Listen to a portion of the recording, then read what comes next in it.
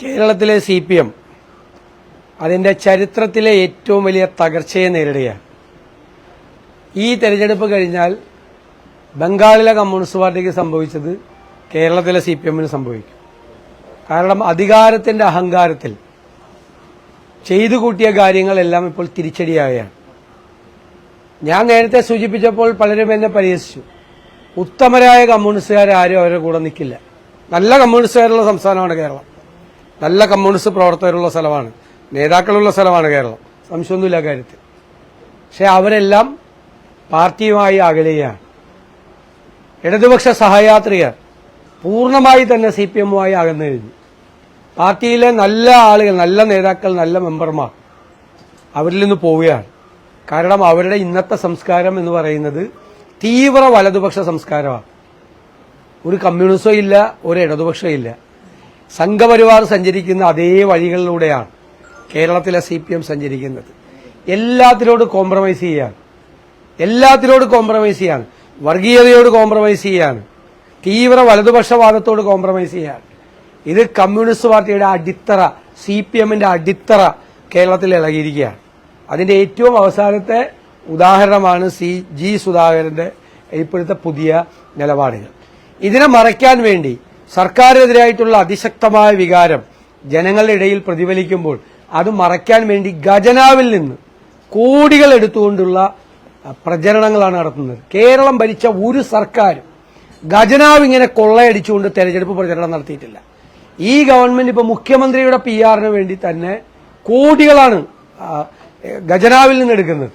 തെരഞ്ഞെടുപ്പാവുമ്പോൾ തെരഞ്ഞെടുപ്പിന് നേതൃത്വം കൊടുക്കുന്ന നേതാക്കൾക്ക് അവരുടെ പ്രചരണം നടത്താൻ ഒരു തെറ്റില്ല. പക്ഷേ അത് സ്വന്തം പാർട്ടിയുടെ കയ്യിൽ നിന്ന് വേണം പണം എടുക്കാൻ വേണ്ടി. ഇത് ജനങ്ങൾ അടയ്ക്കുന്ന നികുതി പണം കൊണ്ടാണ് പിണറായി വിജയനും പിണറായി വിജയന്റെ നേതൃത്വം കൊടുക്കുന്ന CPMും പ്രചരണം നടത്തുന്നത്. കോടികളാണ് കേരളത്തിൽ അതിനുവേണ്ടി ചെലവാക്കിയത്. ബില്ലുകൾ ഓരോന്ന് വന്നുകൊണ്ടിരിക്കുകയാണ്.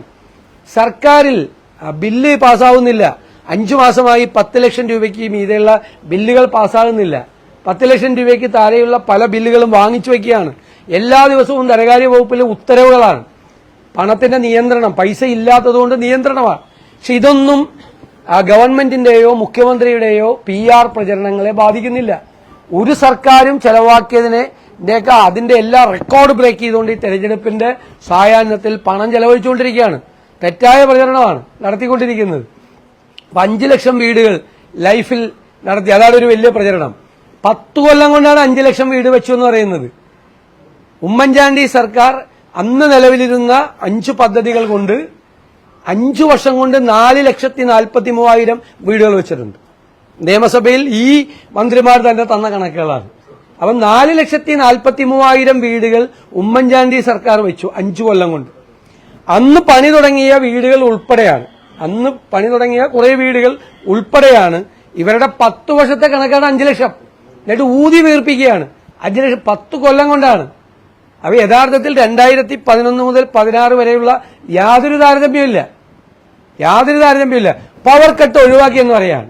നിങ്ങൾക്ക് എന്താണ് സ്ഥിതി? അച്യുതാനന്ദൻ ഗവൺമെന്റിന്റെ കാലത്ത് മുതൽ പവർ കട്ടുണ്ട്. ഇന്ത്യയിലെ മിക്ക സംസ്ഥാനങ്ങളിലുണ്ട്.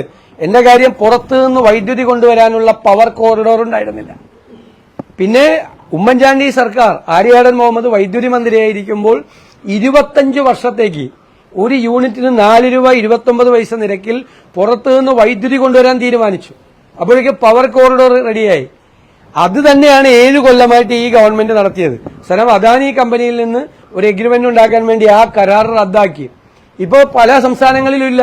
പവർ കോറിഡോർ ലഭ്യമായതുകൊണ്ട്, പുറത്തു നിന്ന് വൈദ്യുതി ലഭ്യമാകുന്നത് കൊണ്ടാണ് പവർ കട്ട് ഇല്ലാതായത്. പണ്ട് പുറത്തു നിന്ന് വൈദ്യുതി മേടിച്ചാൽ അതുണ്ടാകാനുള്ള പവർ കോറിഡോർ ഉണ്ടായിരുന്നില്ല.